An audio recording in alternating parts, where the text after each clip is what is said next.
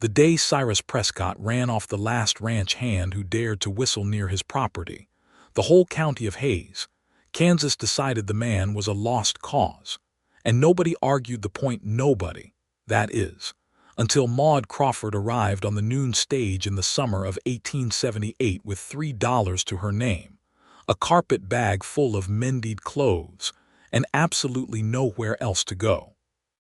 The stage rolled into Hays City on a Thursday, which was the worst possible day for anything to happen in Hays City, because the saloon had received its weekly delivery of whiskey the night before, and the men who frequented it were already making the kind of noise that rattled windows and startled horses. Maude stepped down from the coach with the careful dignity of a woman who had practiced maintaining her composure through situations that would have broken most people entirely.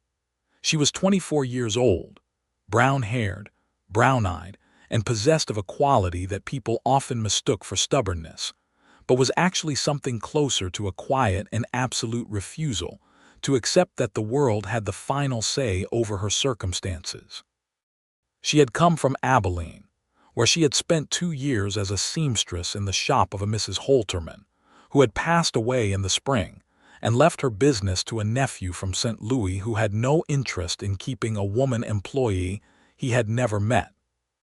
Before Abilene there had been Topeka, and before Topeka there had been a farm outside of Lawrence that had been her father's, and then, after the summer of 1873, had belonged to the bank. Her mother had died of fever 3 years before that. There were no brothers or sisters. There was no husband. There had been a young man once, a schoolteacher named Edward, but he had gone east to study law and had not written after the 2nd year, and Maude had eventually stopped expecting that he would. All of this is to say that Maude Crawford was not a woman who had ever been given very many advantages, and she had learned to make decisions quickly, and with a clear head when the alternative was paralysis and ruin. She stood on the main street of Hays City with her carpet bag and looked at the buildings around her.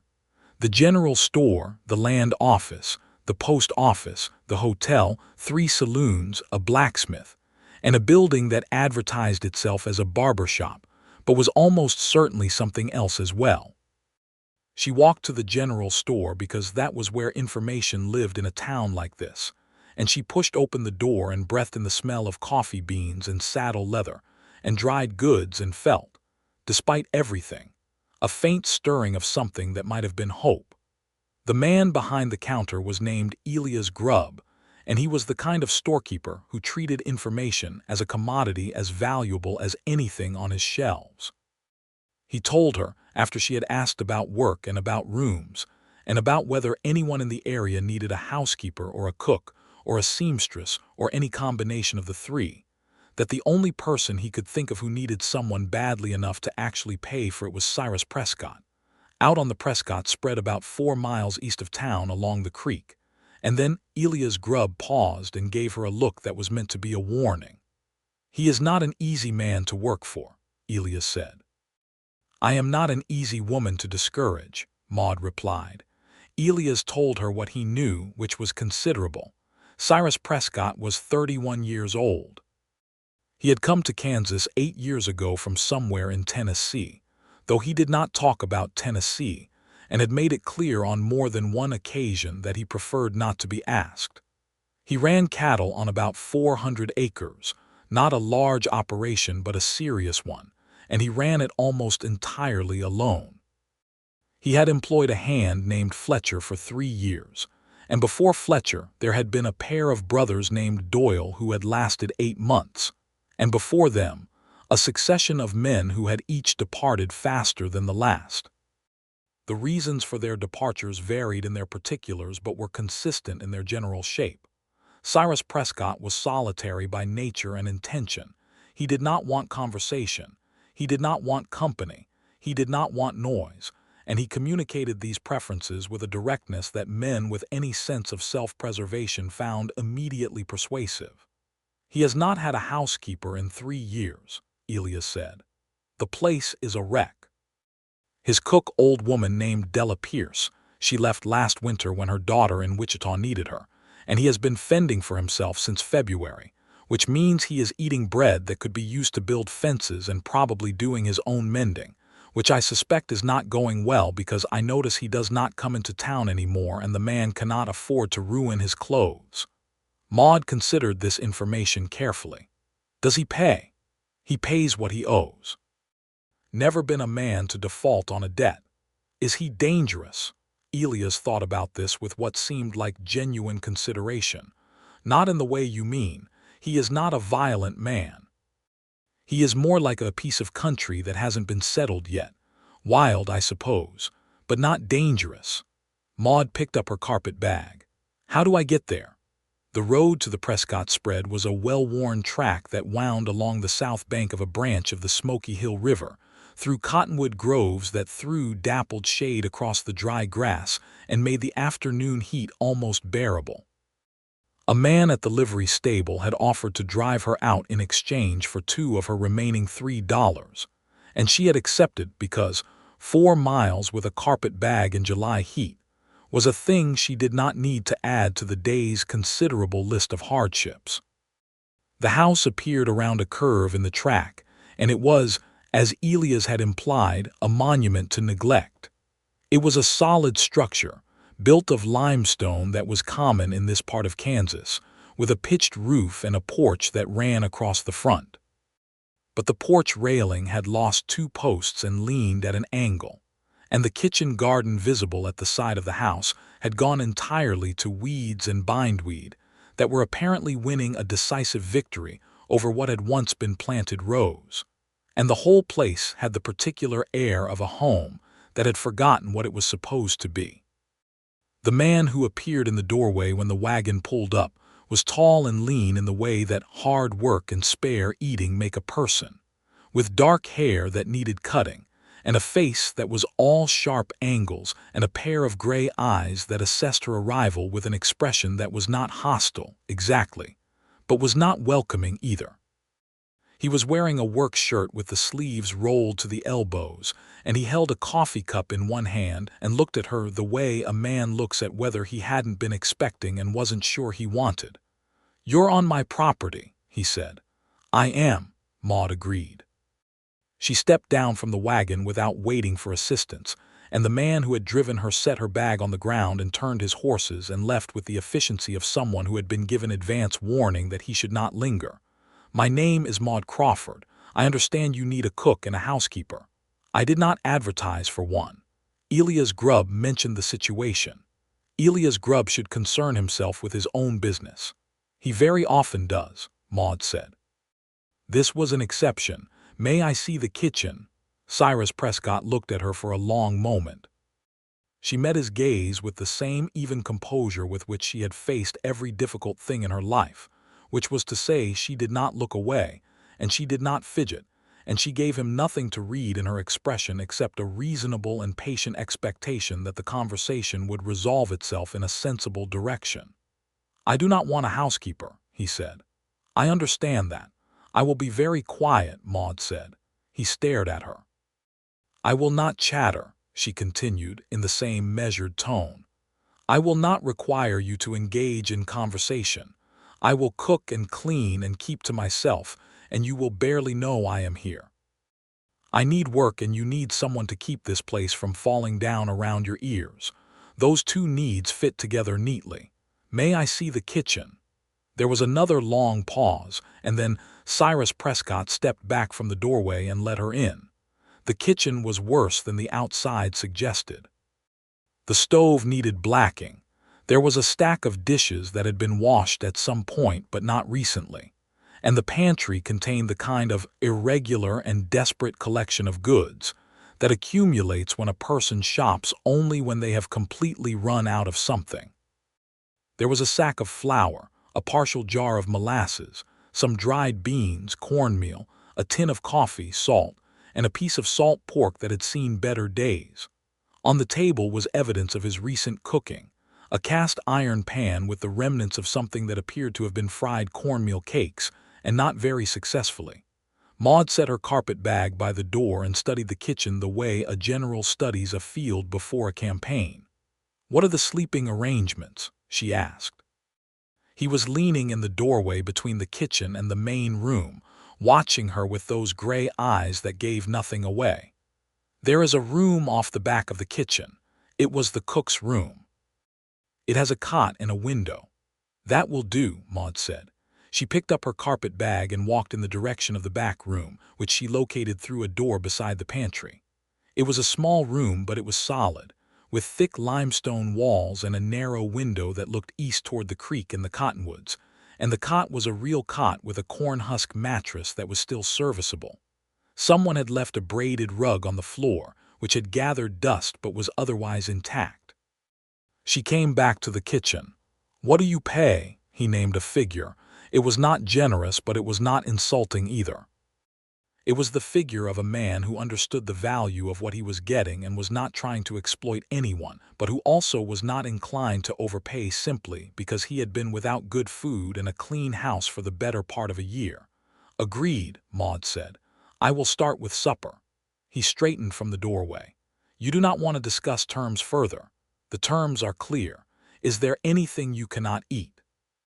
Something shifted very slightly in his expression, too quickly to identify. "No." "Good," Maude said, and began opening pantry doors to make a proper assessment. He stood in the kitchen for another moment, as though he had expected some additional transaction, some argument or negotiation that had not arrived, and then he turned and went out through the main room, and she heard the front door open and close. And then there was nothing but the afternoon sounds of a Kansas summer, the wind in the cottonwoods, the distant lowing of cattle, the creak of the porch, and Maude Crawford rolled up her sleeves and got to work. She made bean soup with the salt pork and cornbread from the cornmeal, which she had sifted carefully because the sack had been sitting open and had collected a small civilization of weevils along the top. She went through the flour and found it acceptable. She found a dried onion hanging from a hook near the pantry she had initially missed and used half of it in the soup.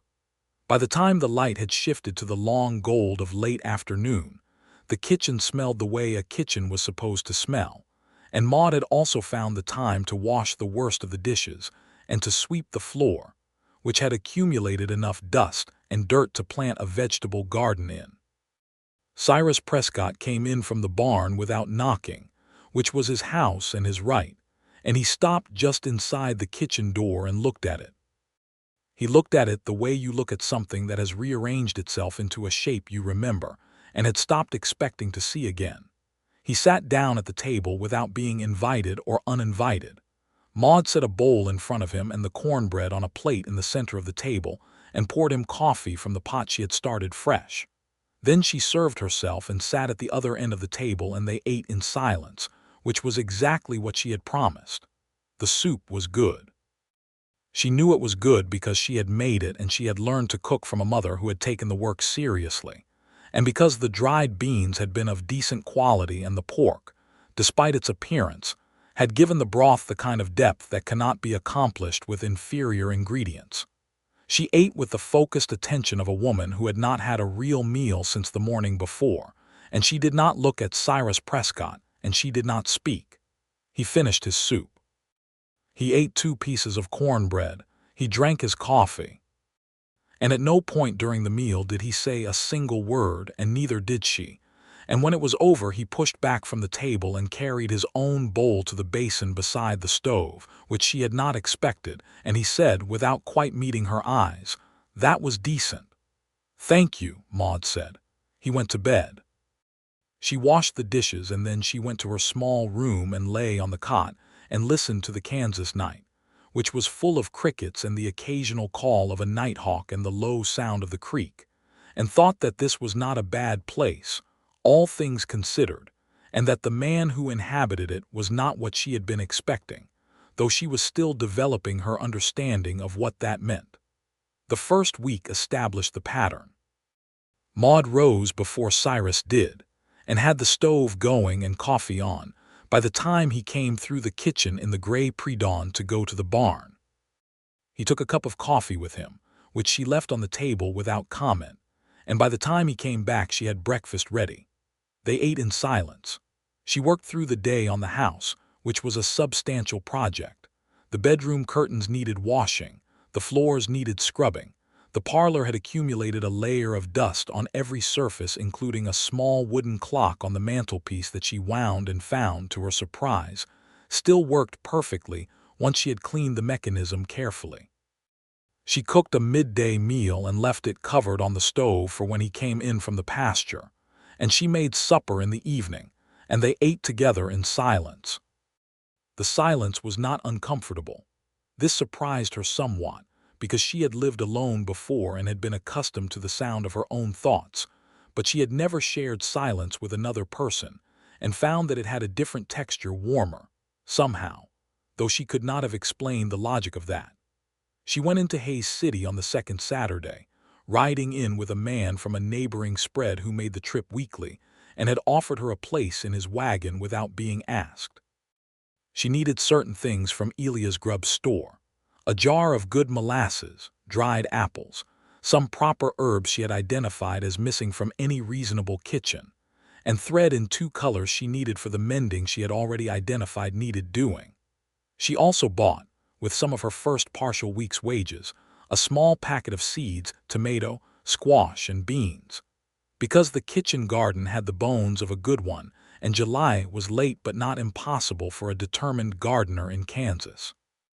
Elia's Grub watched her make her purchases with the particular interest of a man who is professionally curious. "He hasn't run you off yet," he observed. "He has not," Maude agreed. "That may be a record," Elia said. "I told him I would be very quiet," she said. "He appears to find that arrangement satisfactory." Elias leaned on his counter. "Nobody has ever tried that approach before. People are often too loud," Maude said pleasantly, and paid for her goods. In the evenings, when the dishes were done, and the light had faded to the deep blue that preceded the Kansas night, Maude would sometimes sit on the front porch steps with a piece of mending, working by the last of the natural light until she could no longer see well enough to continue. Twice in that first week she was aware that Cyrus had come to lean in the doorway behind her, not speaking, looking out at the same darkening sky. Both times she did not turn or acknowledge him or break the quiet, and both times he eventually went back inside, and she found that she thought about those 2 moments more than seemed strictly warranted. On the 8th day he spoke to her at breakfast, which was the first time he had initiated conversation that was not strictly functional. "You cleared out the tack room," he said. She had done this the previous afternoon, having discovered it in a state that suggested it had been used as a general repository for everything that did not have a better home, and having organized it into a state that was both logical and orderly. "I did," she said. "I hope that was acceptable. The harness that was tangled on the left side needed oiling. I left it on the peg near the door." He looked at her. "You know leather work. My father kept horses. He taught me the basics." There was a pause, then, "The harness on the left is the good one. The one on the right is older. I use the right one for the rough work." "I see," she said. "I'll remember that." He nodded. He drank his coffee. And then, in a tone that was gruff but not unfriendly, he said, "The garden, what did you plant back there?" "Tomatoes, squash, and beans. It's late in the season for any of it, but the ground is good and the spot gets enough sun. The tomatoes won't produce much this year, but the squash and beans should manage if we don't get an early frost. We usually get one in October," he said. "Then we should have beans by September," she said, "if the seeds take." He nodded again and pushed back from the table and went to the barn, and that was the end of it. But Maude sat at the table for a moment after he had gone and noticed that she was smiling slightly, which she had not expected to do at 8 in the morning on a Tuesday in the middle of Kansas. The summer deepened around them. The cottonwoods along the creek shimmered in the heat, and the cattle moved in their slow, patient way across the pastures, and the days had the long, gold-drenched quality of July and August in the plains that made everything feel both enormous and intimate at once. Maude worked. She cooked and cleaned and mended and tended the garden, and found, as the weeks passed, that the Prescott house was revealing itself to be a good house under its years of neglect, solid and well-built, with thick walls that stayed cool in the heat and rooms that had been laid out by someone who understood how a working household moved through a day. She found small things about him that she catalogued without intention and without knowing quite why she was doing it. He was not a careless man. His tools were kept in good order, his animals were well fed and well managed, his cattle were healthy. He read, she found this out when she dusted the parlor shelves, and discovered not the usual scattered collection of almanacs and land records, but an actual collection of books, some of them well worn, including a complete set of the works of William Shakespeare and 3 novels by Charles Dickens, and a book of poetry by someone named Tennyson that had been read so many times its spine was soft. He did not speak of this, and she did not mention it, but she noticed the books with a warmth that she could not have adequately explained. He was not a sociable man by any definition, but as the summer wore on she began to understand that his silence was not the silence of a man who had nothing to say, but the silence of a man who had decided, at some point, and for reasons she did not know, that speaking cost more than it was usually worth. He was attentive in ways that most people missed because they were looking for conventional forms of attention. He noticed when she was tired, and on those evenings the chores that took extra hands were somehow already done before she got to them. He noticed when the pump handle developed a loose joint, and he fixed it without being asked. He noticed, though she had never said a word about it, that she preferred the window in the kitchen open in the morning, and he stopped closing it after his early trips to the barn. She was 30 days into her employment at the Prescott spread when she heard him laugh for the first time. She was in the kitchen garden, having discovered that her squash had been investigated and partially eaten by a jackrabbit that had found a gap in the fencing she had erected. And she was in the process of expressing her feelings about this situation in terms that were specific and anatomically creative, having forgotten that the kitchen window was open, and that Cyrus had come in from the pasture early and was standing in the kitchen, not 4 feet from the window. The laugh was a short sound, quickly suppressed, as though it had escaped without permission. She heard it clearly through the window and stopped speaking mid-sentence, and felt the heat rise in her face, which was a sensation she had not experienced in some time. She came in through the back door, and he was standing at the stove pouring himself coffee, and there was nothing in his expression except its usual carefully maintained neutrality, except that there was a very slight tension in the corners of his mouth that might have been the residue of amusement, or might have been her imagination. "The rabbit got my squash," she said with dignity. "I heard," he said. "I was expressing my feelings about the matter." "You express yourself clearly," he said, and then he took his coffee and went back out through the main room, and she heard the front door open and close, and she stood in the kitchen for a moment with her hands on her hips and found, without particularly wanting to, that she was grinning at the space where he had been. There was a trip to Hayes City at the beginning of August that changed things, though she could not have said precisely how. She had gone in on a Friday with her neighbor's wagon as usual, and she had completed her business at Elia's Grubs and was walking back toward the agreed meeting point when she passed the hotel and heard from inside it a sound of raised voices that had the particular quality of a dispute that was going badly. She would have passed on, it was not her business, but one of the voices was a woman's, and it was escalating from distress towards something more urgent, and Maude Crawford had never in her life been able to simply walk away from that particular sound. She went into the hotel lobby and found the source of the dispute was a woman of about 50, with a face that had been weathered by years of outdoor work, and a manner that suggested she was not accustomed to being spoken to the way the man behind the counter was currently speaking to her. The man, a florid individual in a too-tight vest, was explaining to her at length and with considerable contempt that her husband's account had been transferred to his ownership when he had purchased the hotel 2 years ago, and that the debt on that account was due immediately or she could remove herself from the premises.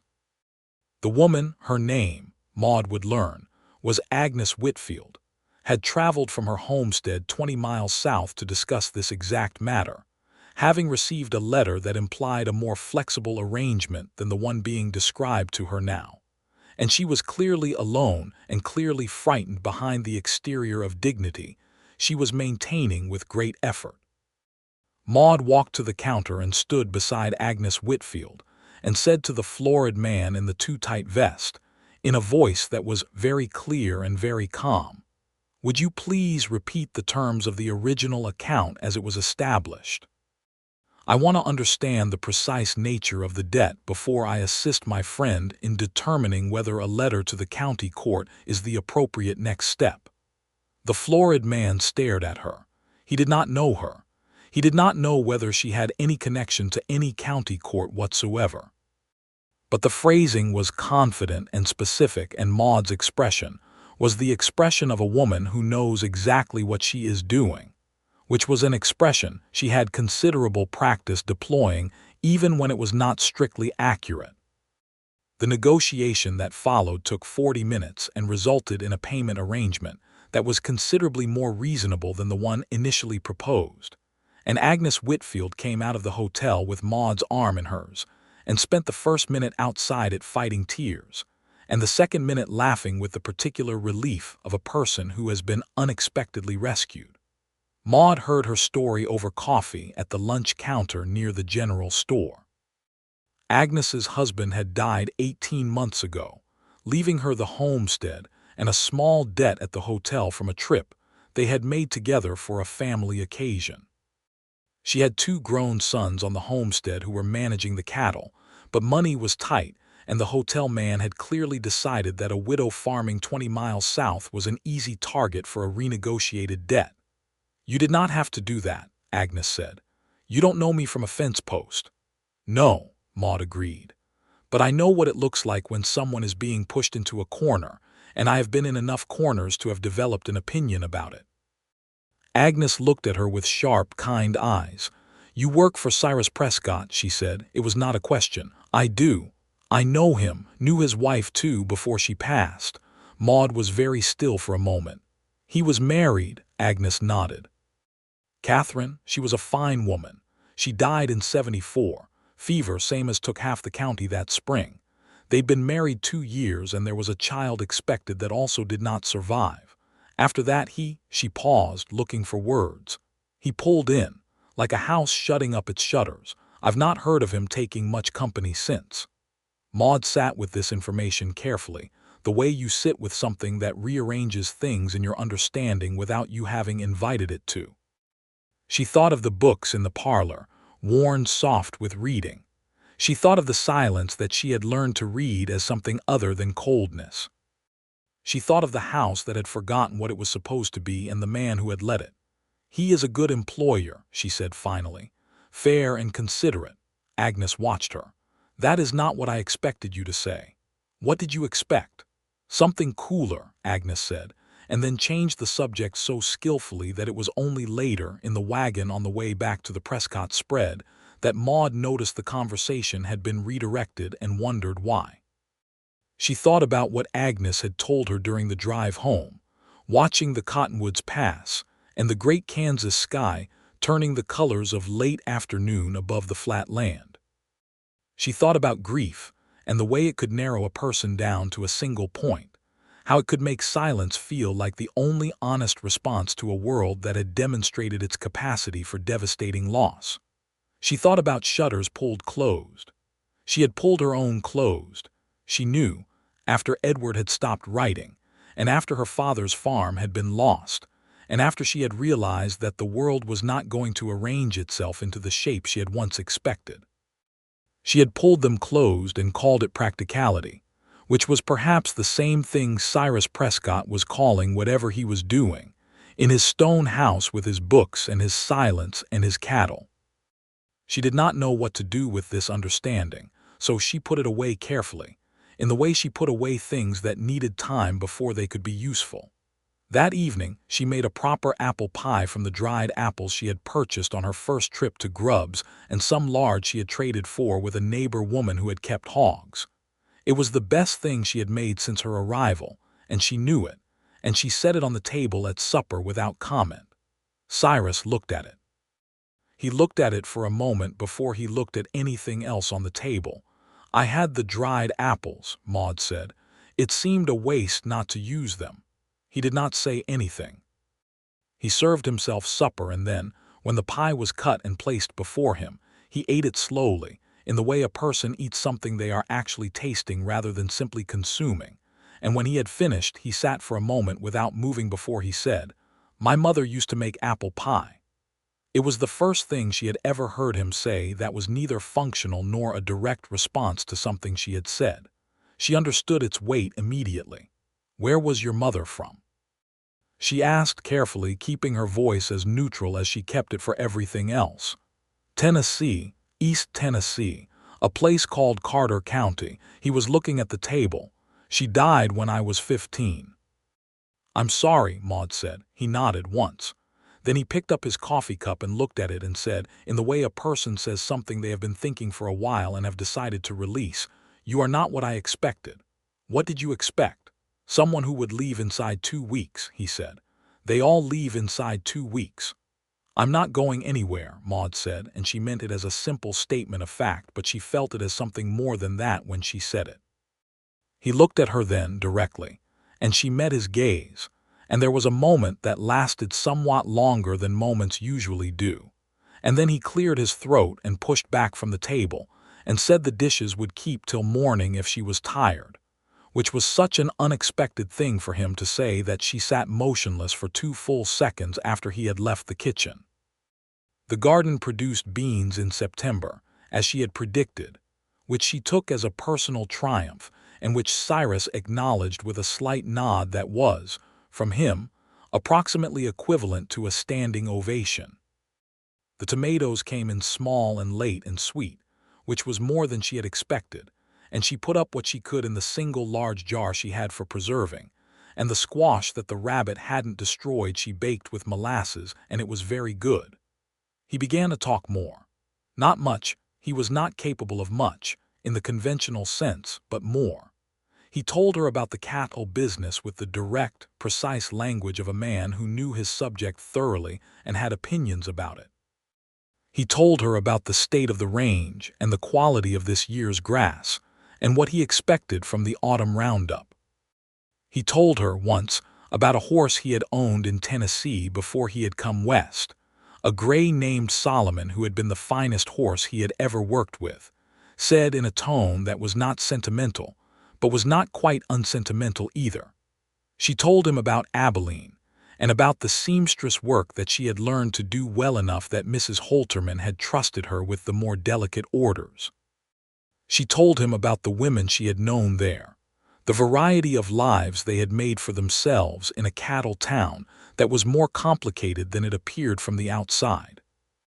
She did not tell him about Edward or about the farm, or about most of the things that had shaped the particular quality of her resilience.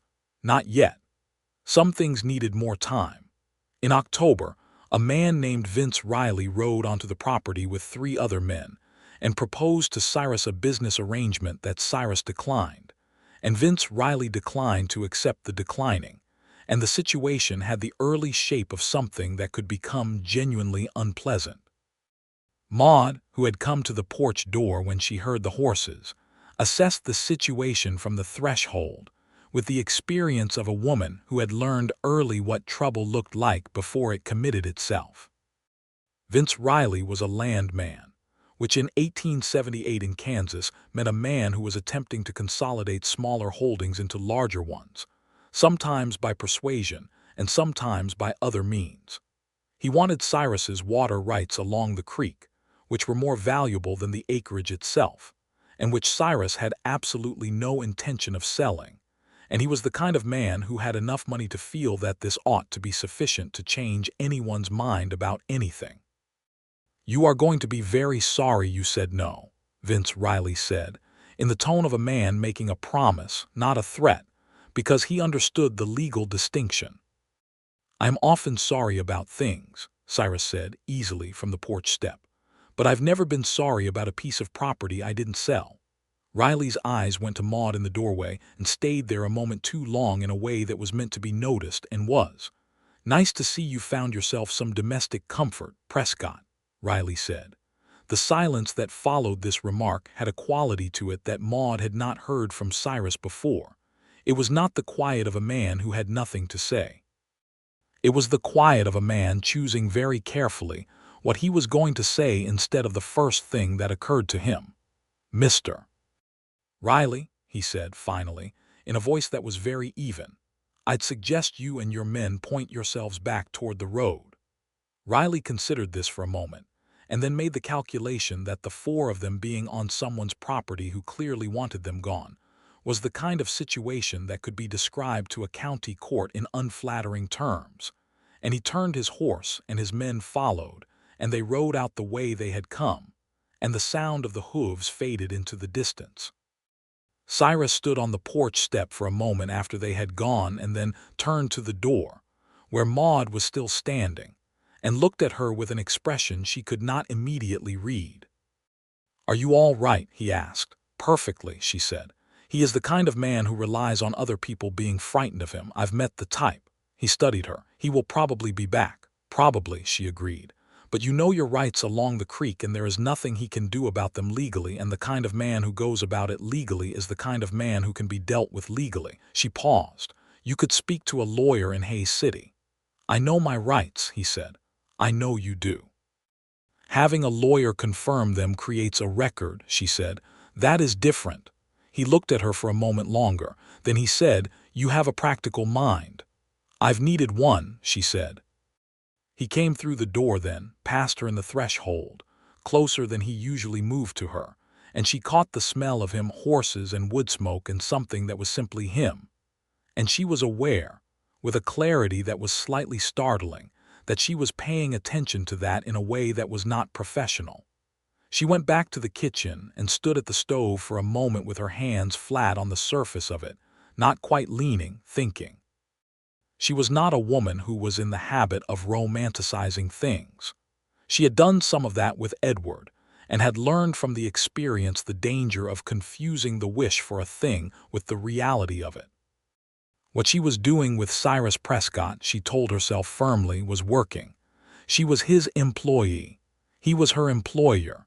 He was a man who had preferred solitude for 4 years and had only tolerated her presence because she had promised not to disturb it. She told herself this, and she believed most of it, except for the part about the apple pie. November came in hard, the way November does in Kansas, with a wind that rolled down from the north and found every gap in the house's defenses and established itself as the defining fact of daily life. Maude had been expecting it and had spent October caulking the worst of the window gaps and hanging heavier curtains in the main room, and the house was warmer than it had been, she suspected, in several years. Cyrus noticed this. She knew he noticed it because he looked at the curtains the first evening and then looked at the window and then looked at her, which was as much of an acknowledgment as he typically offered. They had fallen into an evening habit, though she was not sure when it had begun or which of them had started it. After supper and the dishes, she would sit near the stove in the kitchen with her mending, and he would come in with whatever he was reading. It had been the Tennyson recently, which surprised her slightly, and then a novel by someone she had not encountered before, and he would sit at the kitchen table and read, and occasionally they would exchange a remark about something, and more often they would simply share the space in the warm kitchen, while the Kansas wind said what it had to say against the windows. And it was. She searched for the right word and arrived at comfortable, which was perhaps the most unexpected word she had applied to any situation involving Cyrus Prescott. One evening in November she looked up from her mending and he was not reading. He was looking at her. She met his eyes. Neither of them spoke immediately. "Can I ask you something?" he said finally. "Yes," she said. "Why did you stay after the first week?" He was not looking away. Most people would have left. She considered the question honestly. "The house needed work," she said. "And the food was—" She paused. "You were eating yourself into scurvy. Someone had to intervene." Something moved at the corner of his mouth. That is not actually why, he said. She looked at him for a moment. No, she agreed. It's not entirely why. What is the rest of it? She set her mending in her lap and looked at the stove and then back at him. The silence, she said. You said you preferred solitude, and I told you I would be very quiet, and I meant it. But the silence here is different. It is not empty the way some silences are. It has weight to it, presence. She stopped, aware that she was saying something she had not planned to say. I find that I like being in it. He was quiet for a moment. Then, Maude. It was the first time he had used her name, she realized. He had not used her name once in 4 months of daily proximity. The sound of it in his voice did something to the temperature of the air in the kitchen. Yes, she said. When you went to town in August, he said slowly, Elias Grubb told me what you did, at the hotel with Agnes Whitfield. She had not known Elias had told him.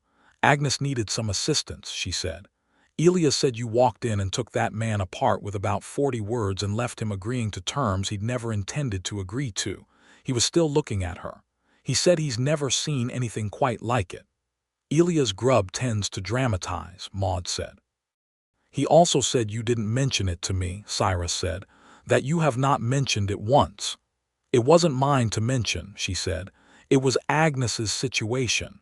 He looked at his book and then back at her. I want you to know, he said, in the careful way he said things that mattered, that you are, he stopped, started again.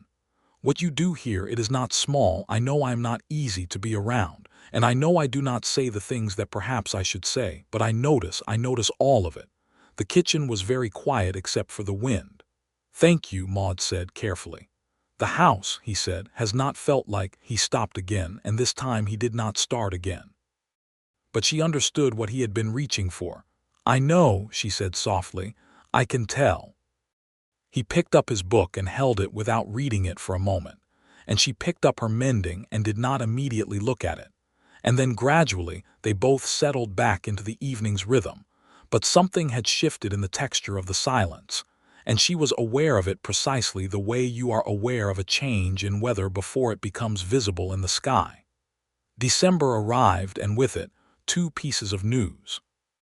The first was that Vince Riley had filed some kind of claim at the county land office that appeared to be a precursor to a formal challenge to the water rights.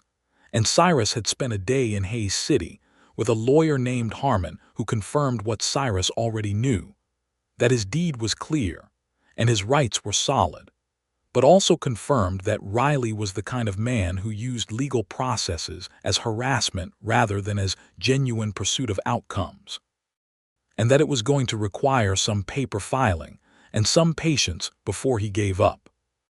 The second was that Agnes Whitfield came out to the Prescott spread on a Saturday morning in the first week of December, which she had apparently never done before in the years she had known Cyrus, and she and Maude sat at the kitchen table and drank coffee while Cyrus was in the barn, and Agnes said in her direct way, I'm going to ask you something personal and I want you to answer honestly. All right, Maude said. Are you happy here?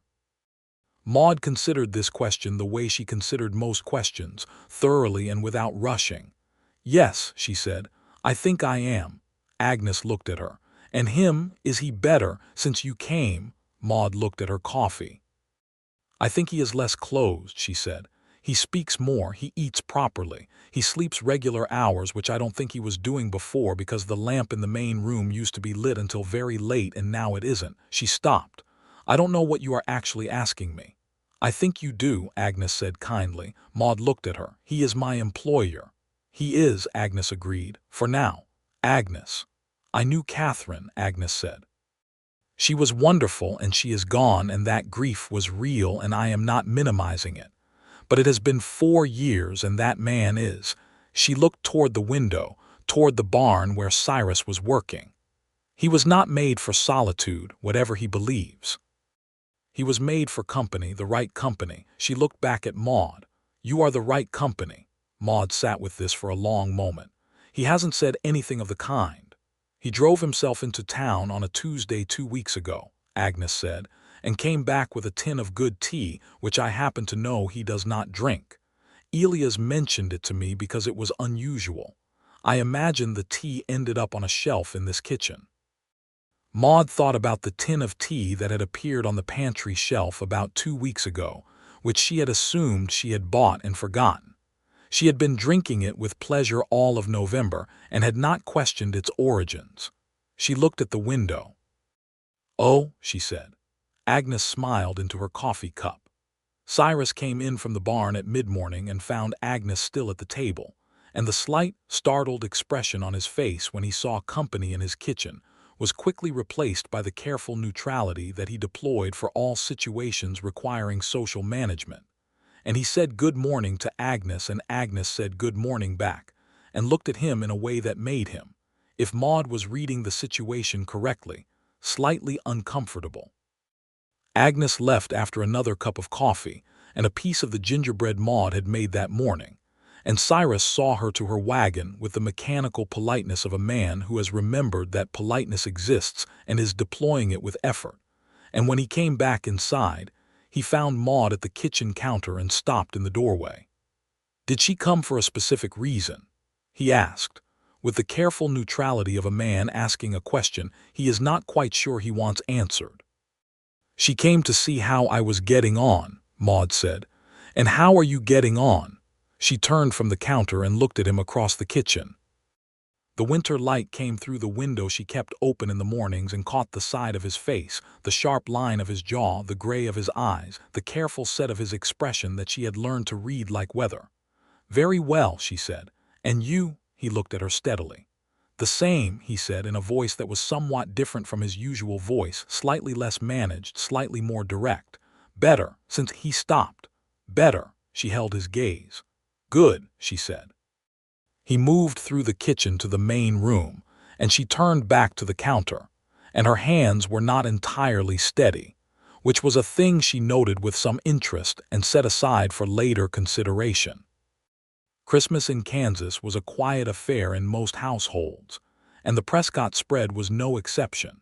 But Maude had grown up in a family that regarded Christmas as worth marking regardless of circumstances, and she spent a December morning making molasses cookies with the careful, practiced attention she gave to everything she cooked, and she decorated the kitchen with some dried cottonwood branches she had saved for the purpose. And on Christmas morning, she put a small package at Cyrus's place at the table. He looked at it when he came in from the early barn chores with the particular expression of a man confronted with something he has not expected and is not sure how to process. "What is this?" he said. "Christmas," she said. He picked it up and unwrapped it with a careful economy of movement that was characteristic of him. It was a pair of leather-work gloves, good quality, because his existing ones were cracked along the seams and had been causing him obvious discomfort in the cold mornings, and she had purchased them on her last trip to Hays City. He looked at them for a moment and then looked at her. "I have something for you as well," he said, which surprised her so thoroughly that she sat down. He went to the main room and came back with a small wrapped package of his own, which he set on the table in front of her with the slightly awkward directness of a man who has been planning this gesture for long enough that executing it has taken on too much significance.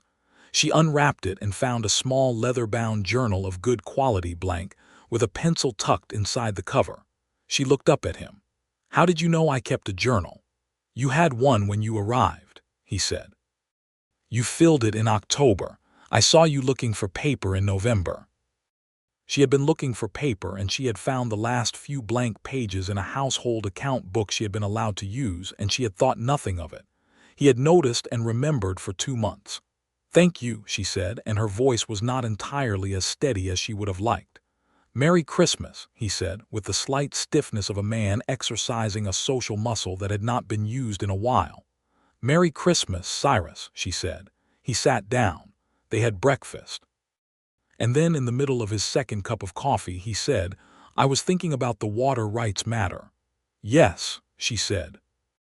"Harmon says the filing Riley made is going to take until February to work through properly. I'm going to have to go to the county seat." "That makes sense. It's 2 days' travel. I'd be gone 3 or 4 days." He was looking at his cup.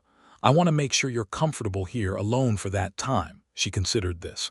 "I've been alone before," she said. "I'll manage perfectly well."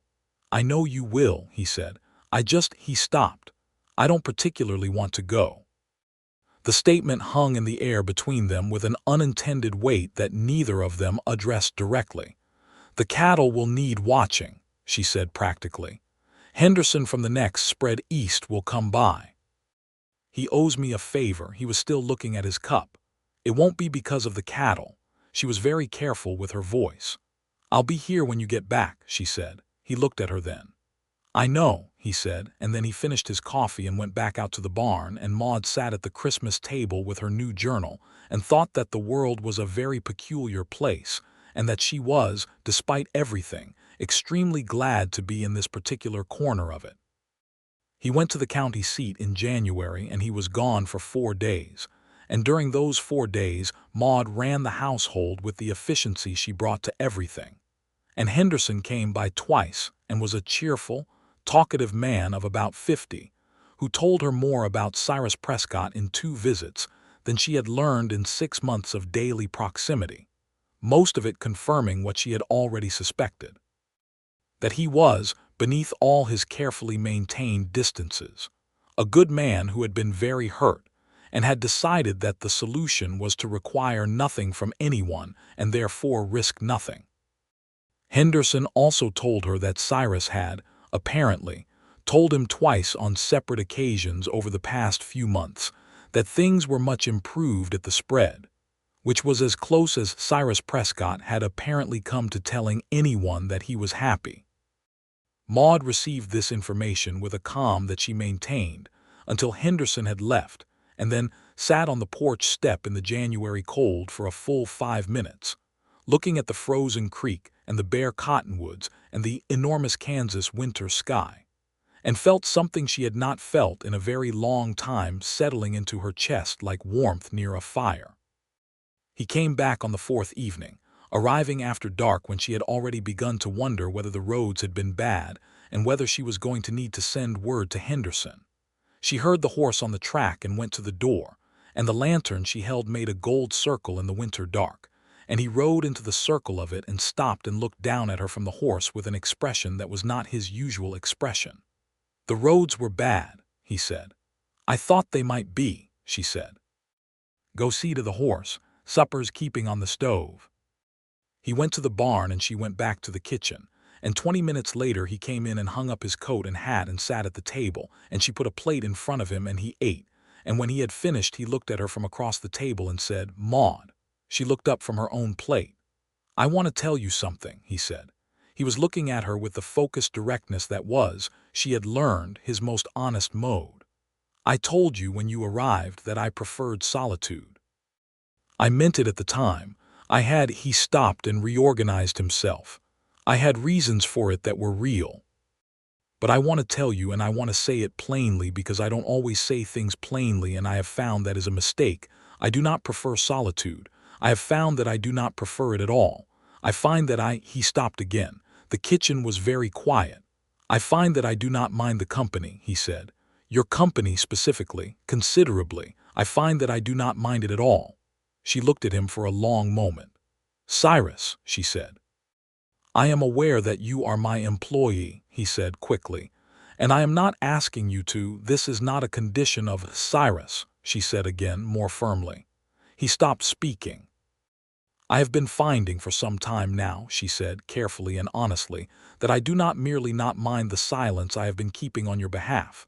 I find that I am very glad of it, of being here, of you." She paused. "Specifically you." He was very still. "I am telling you that plainly," she said, "because you said plain was better." "It is better," he said. "Good," she said. "Then we are in agreement." He stood up from the table and she stood up from the table, and they met in the middle of the kitchen, which was perhaps 4 steps for each of them, and he took her face in his hands, cold still from the January outside, and looked at her for a moment that stretched long and warm and real, and then he kissed her, and it was not a hesitant kiss or a careful kiss. It was a kiss with the particular quality of something that had been working its way toward existence for 6 months, and had finally arrived where it had always been going. When he drew back, he was looking at her with the gray eyes that she had spent 6 months learning to read, and she could read them clearly now, and what she read there made something in her chest that she had kept carefully managed for a long time ease open like a hand that has been clenched for too long and finally remembers how to be flat and open and at rest. "I should mention," he said, a little hoarser than usual, "that I am not a simple man to be with." "I know," she said. "I've been with you for 6 months. I have considerable data on the subject." Something lit in his eyes that was recognizably amusement and something else entirely. "And you are not discouraged."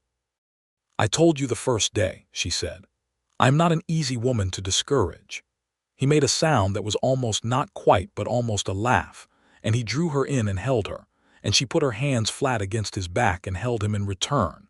And outside the January wind moved through the cottonwoods along the Smoky Hill Creek, and the Kansas sky was full of stars that had been doing their business uninterruptedly for thousands of years and seemed content to continue.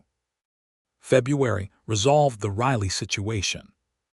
The county clerk, presented with Cyrus's deed and the letter from Harmon the lawyer confirming the clarity of the water rights, declined to proceed with Riley's claim, and word came back through Elias Grubb that Riley had shifted his attention to a property further south and had apparently decided that the Prescott water rights were not worth the expense of continued pursuit. Cyrus came home from the final meeting in Hays City with the settled look of a man from whom a persistent irritation has been definitively removed, and Maude celebrated by making the best pie she had made since October. This time, a proper dried apple and dried apricot combination that had a crust she was particularly proud of. The spring of 1879 came early, which the farmers and ranchers in the area regarded with cautious optimism, and Maude replanted the kitchen garden with greater ambition and better preparation than the year before, adding a proper herb section and a bed of flowers along the south side that had no practical purpose whatsoever except that she liked flowers and had decided that the south side of the house deserved them. Cyrus, who had observed this development without comment, came out one afternoon and helped her with the heavier work of turning the soil, and they worked side by side in the warm spring afternoon, and it was the first time they had worked together in the same physical space for a sustained period, and it had a different quality than the house and the kitchen, outdoors and open under the enormous Kansas sky, dirt on their hands, the creek audible from where they worked. And Maude was aware of his nearness with a physical attention that had been increasing steadily since January, and showed no signs of resolving itself into a state of less awareness. He was good at this kind of work.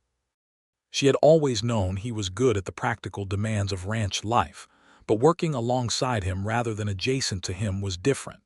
He was precise and efficient and economical in his movements, the same qualities he brought to everything, but there was something easy about the way he moved through physical work that was pleasant to be near.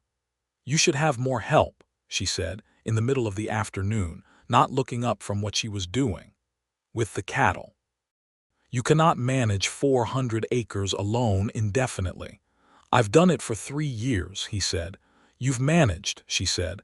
"That is not the same as doing it well." He stopped working and looked at her. "I mean that in the most supportive way possible," she added.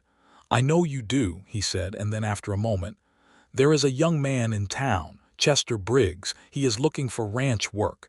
He's 18 and green, but he is not afraid of work." "You should hire him," Maude said. "I was thinking about it," Cyrus said. "Good," she said, and went back to her work, and he went back to his, and after a moment she heard him say, so quietly it was almost to himself, "You are very good at telling me things I had already decided to do." She looked up. He was looking at the ground he was turning, and there was something in his profile that she had come to understand was his version of affection, which was less visible than most people's but was there if you knew where to look. "Someone has to keep you organized," she said. "I was organized before you came," he said. "You were eating weevil flour and your tack room was a disaster," she said. There was a short pause, and then he made the sound that she had come to recognize as his laugh, the almost laugh, the laugh that escaped when his control slipped just far enough, and she turned back to her garden with a warmth in her chest that seemed entirely disproportionate to the cause and entirely appropriate to the season. He proposed to her in April, which was a thing that surprised her in its timing and not at all in its existence, because she had felt the shape of it approaching for weeks the way you feel the approach of spring weather. He did it in the kitchen, which was perhaps not the most dramatically romantic setting that could have been devised, but was entirely consistent with who he was. The kitchen was where they had eaten every meal together, where they had spent every evening, where she had first seen him that July afternoon when he had let her in with the exhausted resignation of a man who has run out of better arguments, and she thought it was actually the most appropriate place in the world for it. He had been standing by the window she kept open in the mornings, that he had stopped closing, and she had come in from the garden, and he turned and said her name in the voice he used when he was going to say something real, and she stopped and looked at him. "Maude," he said, "I want to ask you to marry me." She looked at him for a moment. The April light was coming through the window, and the cottonwoods along the creek were the pale green of new leaves, and somewhere outside a meadowlark was doing what meadowlarks do in Kansas springs. "Yes," she said. He blinked. "I had a longer speech prepared," he said. "Cyrus," she said. "Yes." Something happened to his face that she had not seen before, a full, unguarded opening, as though everything he had been keeping carefully behind the gray of his eyes simply came forward at once. And he crossed the kitchen in 3 strides, and she met him halfway, and he held her for a long moment with his face against her hair, and she felt him exhale slowly, the particular exhale of a man setting something down that he had been carrying for too long. "I had a speech," he said, against her hair. "You can give it to me later," she said. They were married in May in Hays City at the small church that served the town and the surrounding farms and ranches. Agnes Whitfield came, and Elias Grubb came and seemed genuinely moved, which was not an expression Elias usually wore in public, and Henderson from the neighboring spread came and was the loudest celebrant present, and Chester Briggs, who had been hired in March and had turned out to be every bit as capable and willing as advertised, came, and stood in the back with the awkward dignity of a young man at a formal occasion. Maude wore a dress she had made herself from pale blue wool, because she was a seamstress, and making her own wedding dress was not only practical but also felt right. She had made it herself, and she would wear it herself, and it was hers, from beginning to end. Cyrus wore the suit she had not known he owned until the morning of the wedding, dark gray wool, well-made, which told her that at some point in his past he had attended occasions that required suits, and she filed that information away in the category of things about him. She was still learning, and planned to continue learning for a very long time. He gave the speech in the church, in front of the minister and everyone, which she had not expected, and which made her eyes sting because he spoke with the careful, precise honesty that she had come to understand was his love language. He said that he had been, for a long time, a man who believed the world was better navigated alone, and that she had made him understand, entirely without intending to, that this belief was wrong, and that he intended to spend the rest of his life being wrong about it in her company. There was a small reception at Agnes Whitfield's insistence, at the hotel, a different hotel from the one in the Riley dispute, a better one with food that Agnes had apparently spent 2 days preparing, and Henderson made a toast that was largely incomprehensible but enthusiastic, and Chester Briggs ate an amount of food that was truly remarkable for a young man of his size. And Elias Grubb gave them a gift of supplies from the store that was more generous than his reputation for frugality suggested he was capable of. And Agnes held Maude's hand at one point during the evening and said, in her direct way, "Catherine would have liked you very much." Maude held her hand in return and said, "Thank you, Agnes." They drove home in the wagon in the May evening, and the sky was the deep violet of late dusk, and the first stars were appearing, and the cottonwoods along the creek track were full and pale green, and the land stretched out in all directions in the way that the Kansas land does, enormous and uninterrupted, and Maude sat on the wagon seat beside Cyrus, and he had her hand in his and was quiet in the way he was always quiet. But the quiet now was a different thing entirely. "The house needs a new front door," she said after a while. He turned to look at her. "It does," he said, "and the parlor curtains need replacing. I've been putting it off because it seemed like more than an employee's territory." "You are no longer an employee," he said. "I noticed that," she said. "Make whatever curtains you want," he said. "I thought I might paint the bedroom," she said. The bedroom, he considered this. "What color? I haven't decided. Something warm." He was quiet for a moment, then, "The room off the kitchen, the cook's room." "I know it," she said. "What would you do with it, since you won't be using it?" "I thought," she said carefully, "that it might eventually make a reasonable nursery. It is close to the bedroom, which would be practical, and it faces east, which is good light for a child in the morning." She did not look at him as she said this, looking instead at the track ahead in the evening light, but she was aware, with the sensitivity she had developed over almost a year of proximity, of the quality of his stillness beside her. "Yes," he said after a moment, "that is practical. I am a practical woman," she said. "You are," he said, and his voice had in it the particular warmth that was his equivalent of eloquence, and he pressed her hand in his, and she leaned her head briefly against his shoulder, and the wagon rolled on through the May evening toward home. The summer of 1879 was very different from the summer of 1878, though the land was the same, and the heat was the same, and the cottonwoods were the same along the Smoky Hill Creek. Chester Briggs proved to be an excellent ranch hand and a cheerful presence in the mornings, which Cyrus tolerated with more grace than Maude had expected, and the kitchen garden produced abundantly, and the cattle had a good year on the summer grass, and the house, which Maude had continued to work on steadily, acquired the curtains and the painted bedroom, and eventually a new front door that Cyrus put up himself on a Saturday in July, and when it was done he stepped back and looked at it and said, "Good," in the tone he used for things that were considerably better than good. They had disagreements, because real people in real circumstances have disagreements, and theirs were the disagreements of two specific personalities who were both accustomed to managing things independently, and were still learning the particular art of managing things together. He was occasionally too closed, retreating into silence on difficult subjects in a way that required patient excavation. She was occasionally too direct, saying things that were accurate but perhaps at moments that required more care than she had taken. They worked through these things with the same fundamental honesty they had established from the beginning, which was clumsy sometimes and uncomfortable sometimes, and occasionally involved one of them sleeping badly for a night, but which always resolved itself in the clear air that is available to people who have decided to be truthful with each other. By autumn she was expecting, which she had suspected in August and confirmed by September, and she told him one evening in the kitchen in the way she told him most important things, directly and without preamble, and he sat at the kitchen table for a moment afterward with both hands flat on the surface and looked at the table, and she could see the working of something complex in his face, and she waited. "When?" he said. "April, I think," she said, "or perhaps late March."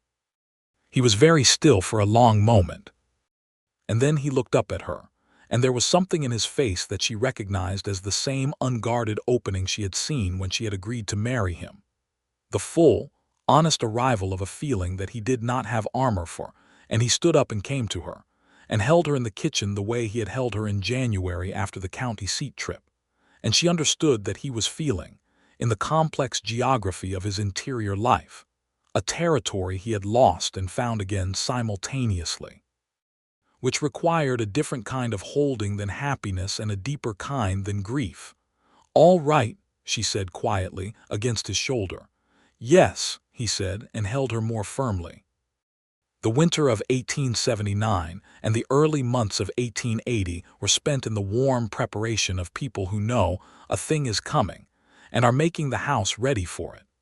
Chester Briggs was told in November and received the news with an enormous smile, and an immediate offer to take on whatever additional work was needed, which was characteristic of him.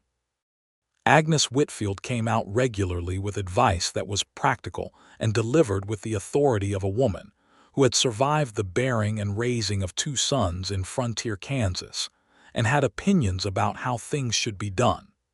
Henderson from the neighboring spread dropped by more than usual and pretended he was doing it for ranch-related reasons. Elias Grubb, told in town in December, said only that he had known how it would go from the first day she had walked into his store, and that he hoped they were very happy. And then he disappeared into the back of his store for a moment, and came out with a jar of good canned peaches that he set on the counter and said was a gift. And the combination of the sentiment and the peaches was so Elias Grubb that Maude carried the jar all the way home on the wagon and put it on the parlor mantelpiece next to the small wooden clock that still kept perfect time. The baby arrived on the 22nd of March, 1880, which was 3 weeks before Maude had expected him and 2 weeks before Agnes Whitfield's planned arrival. And so it was Agnes's neighbor Mrs. Dowell who served as midwife, which she did with the brisk competence of a woman who had attended many such occasions on the Kansas frontier. Cyrus was largely useless during the process, which Maude told him after the fact was entirely normal and nothing to be ashamed of, and he received this information with the relief of a man who has been very concerned about his own uselessness. The baby was a boy, which Cyrus had not allowed himself to hope for in any specific direction, and which arrived as a surprise that turned out to be the kind that requires sitting down. He was a healthy boy with dark hair, and in the first blurred moments of his existence, gray eyes that would likely settle into the specific gray of his father's. And Cyrus held him with the careful, startled attention of a man holding something of immense value for the first time and understanding, fully and irrevocably, that he is responsible for it. They named him James William Prescott, the William being for Cyrus's father, and the James being for no one in particular, except that it was a name Maude had always liked, and Cyrus had agreed without argument, which was its own kind of testimony. Agnes Whitfield arrived 3 days later and held James William with the authority of someone who had been waiting for this exact moment, and then she looked at Maude in the bed tired, clear-eyed, wholly herself, and then she looked at Cyrus in the chair beside the bed tired, clear-eyed, wholly changed, and she said, "Well," which was Agnes's version of a very long speech. That spring Chester Briggs planted the kitchen garden without being asked, because Maude was managing James and the house and her own recovery, and he did it badly in some places and excellently in others, and was so apologetic about the badly done sections that Maude had to assure him 3 times that the tomatoes would recover from having been planted too close together. Cyrus spent more time in the house than he ever had before, which was partly the baby and partly, she understood, something that had been waiting inside him for a long time to have a reason to come inside and stay. He was good with James in the way she had not quite expected, not immediately natural, because naturally reserved people are not always comfortable with the unpredictable demands of infancy, but patient and careful and fiercely attentive in the way. He was fiercely attentive to all things that mattered to him, which was everything now. In the evenings when James slept, which was not always and sometimes not for very long, they would sometimes sit on the porch in the spring air and listen to the creek and the cottonwoods and the meadowlarks, and Maude would lean against his shoulder and he would have his arm around her, and the silence between them was the best kind of silence, the kind that is not empty because it is completely full. "I want to tell you something," he said one evening in April, a year to the month since the proposal in the kitchen. "Tell me," she said. I was not, he thought carefully about what he was going to say. I was not kind to myself for a long time. After Catherine and the child, he paused. I thought I was being correct. I thought I was responding appropriately to what had happened. I thought Solitude was, he stopped.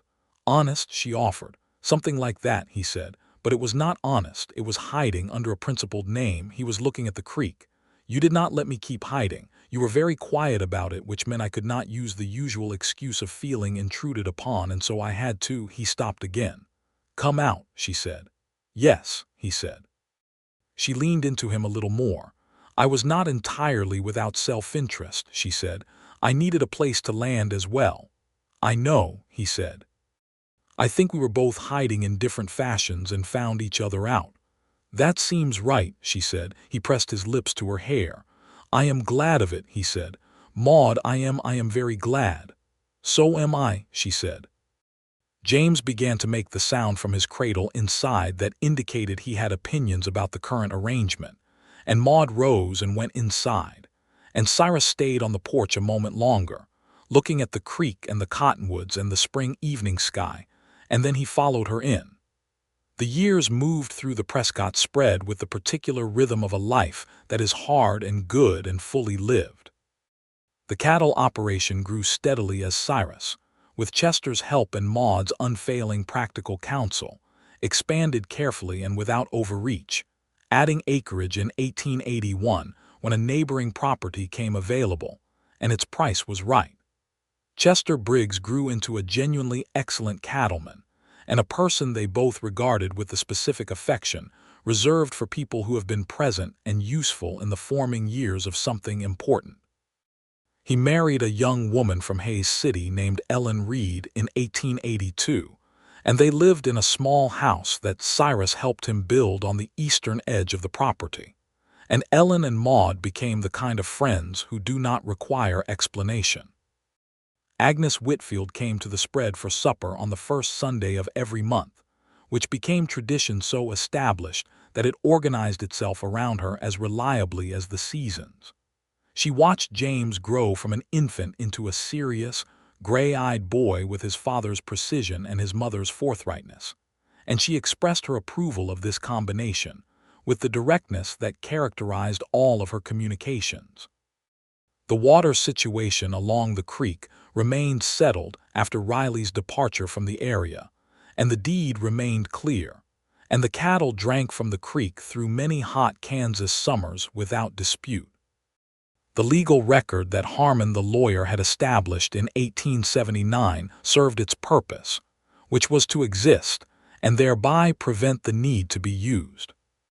A daughter arrived in 1883, whom they named Clara Me Prescott, and she was from her first moments a different kind of person than her brother, louder, more immediately expressive, given to strong opinions about everything from the texture of her food to the quality of the sunset, which she evaluated with a critical intensity that was entirely her own.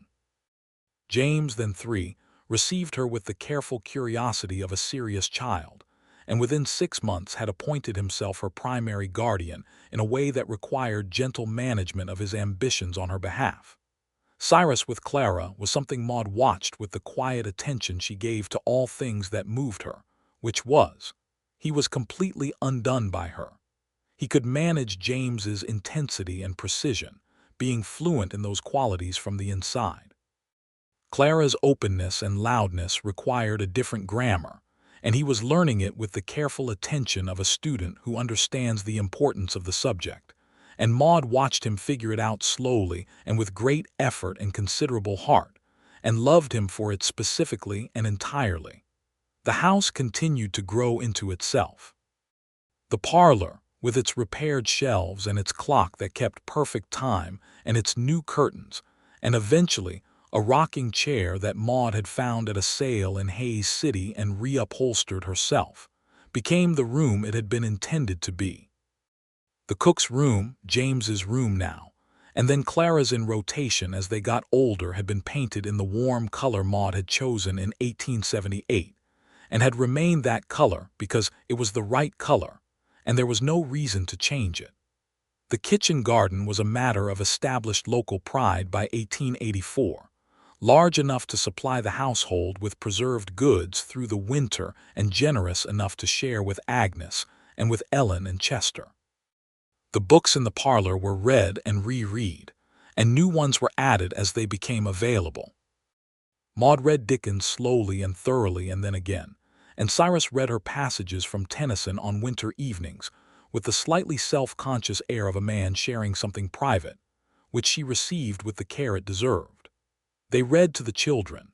James sat and listened with absolute attention, and Clara sat and listened with partial attention and frequent commentary, which Maude managed and Cyrus eventually learned to manage also, in a way that was gruff and fond and entirely his. In the spring of 1885, Maude went to Hayes City for a full week to help Agnes Whitfield, whose health had turned in the winter, and who required more assistance than her sons and their families could consistently provide at a distance. She left the household in the capable hands of Cyrus and Chester and Ellen, and spent the week cooking and cleaning for Agnes and sitting with her in the evenings, and having the kind of long, rambling conversations that are only possible between people who have known each other long enough to have run out of the polished versions of their thoughts and are only offering the real ones. Agnes was not dying, her doctor was clear on this.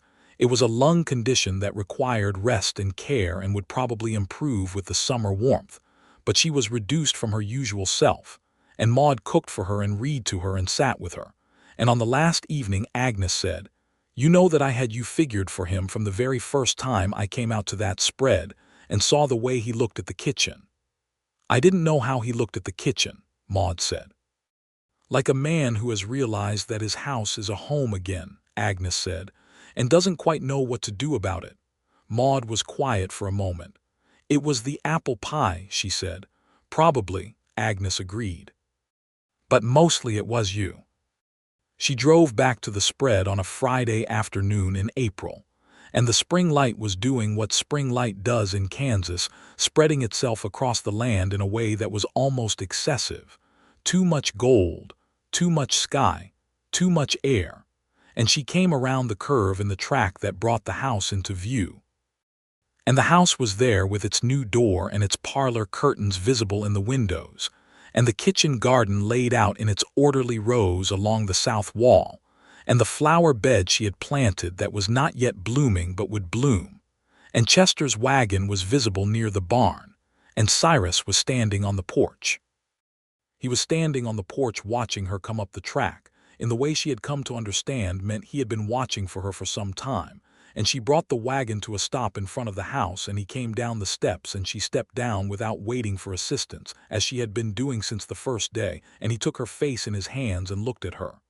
"How is Agnes?" he said. "She will be fine," Maude said. "The doctor is confident." He nodded. He looked at her for another moment. "The children have been wanting to know when you were coming home every hour," he said, "since approximately Tuesday." "Every hour," she said. "Clara, every half hour," he amended. She laughed.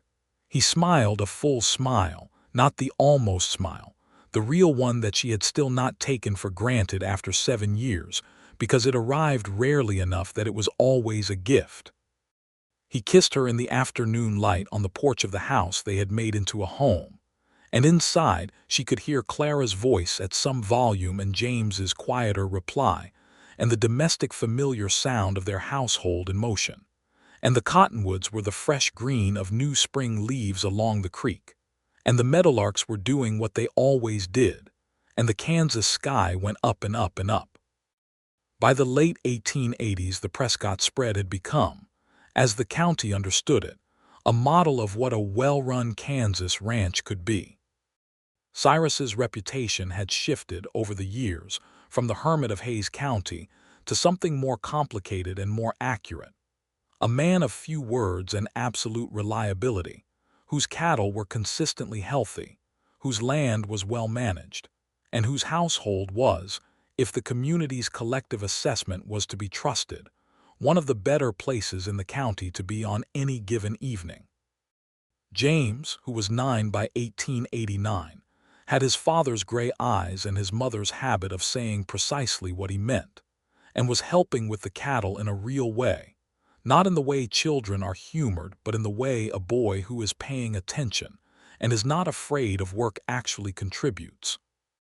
Clara, who was 6, had decided that she was going to be many things when she grew up, and was changing her plans regularly as new information became available, and discussed each iteration with equal conviction and a volume that filled whatever room she occupied.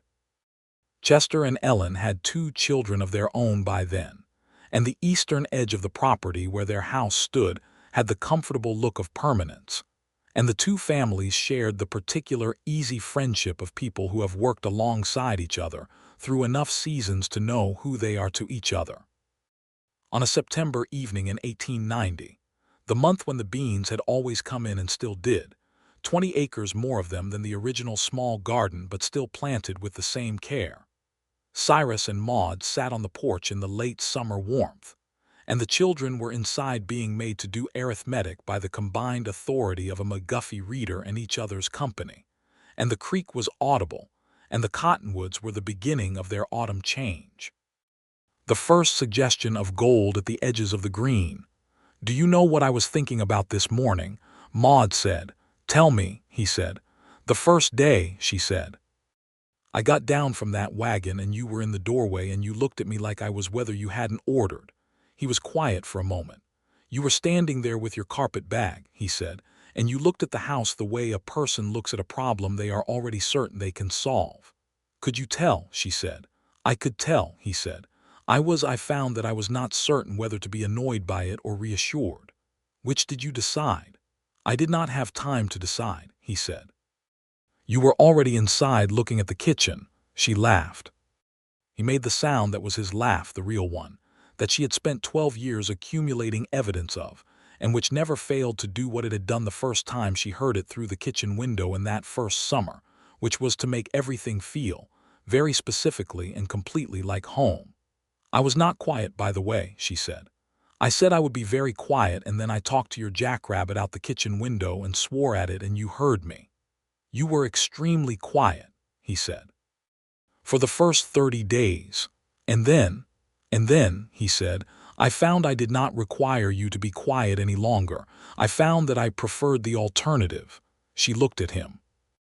He was looking at the creek, at the last gold of the evening on the water, and his profile was the profile she knew as well as she knew her own hands, the sharp line of it, the gray of his eyes when he turned to look at her. "I am glad you let me in," she said. "I am glad you made it difficult for me not to," he said. Clara's voice rose briefly inside the house to express an opinion about the arithmetic situation, and James's voice replied in the measured tone he used for managing his sister's opinions, and the cottonwoods moved in the September air, and the creek ran on as it had run before either of them had arrived and would run long after, and Maude took his hand and he held it as he had been holding it for 12 years, as he intended to hold it for all the years remaining. And the evening came in around them soft and complete and entirely without remainder, no loose threads, no unanswered questions, no places where the silence had the wrong quality. Only the good kind, only the full kind. Only the kind that 2 people make together when they have stopped keeping their distance and decided, entirely and irrevocably, that the company is something they cannot imagine living without. The stars came out over Kansas, one and then another and then too many to count, and the house held its light in the darkness, and that was enough. That was everything.